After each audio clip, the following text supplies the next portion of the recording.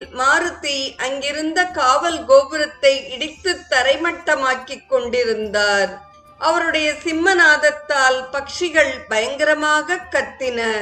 மாருதியை கண்டதும் ஜம்புமாலி இடி இடித்தது போன்று பயங்கர சப்தம் செய்து அஸ்திரங்களால் அவருடைய தேகத்தின் பல பாகங்களிலும் ஏக காலத்தில் அடித்தான்.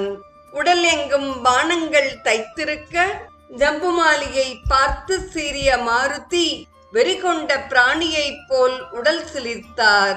உடலில் தைத்திருந்த பானங்கள் தூசி விலகுவது போல் புலபுலவென்று தரையில் கொட்டின. ஜம்புமாலி மீண்டும் மீண்டும் பானங்களால் அவரை அடித்தான். அவரோ ஒன்றையும் லட்சியம் செய்யாது பிடுங்கி எறிந்துவிட்டு மரத்தின் கிளையை கையில் எடுத்து சுழற்றியபடி அவனை நெருங்கி அதனால் அடித்தார். இமைக்கும் நேரத்தில் ரதத்தோடு ஜம்புமாலி அடையாளம் தெரியாத விதத்தில் நசுக்குண்டு மாண்டான். ஜம்புமாலி கொல்லப்பட்டதை கேட்டதும் மற்ற மந்திரிகளின் குமாரர்கள் தாங்கள் சென்று அந்த குரங்கை தண்டித்து பிடித்து வருவதாக கூறி புறப்பட்டு வந்தனர்.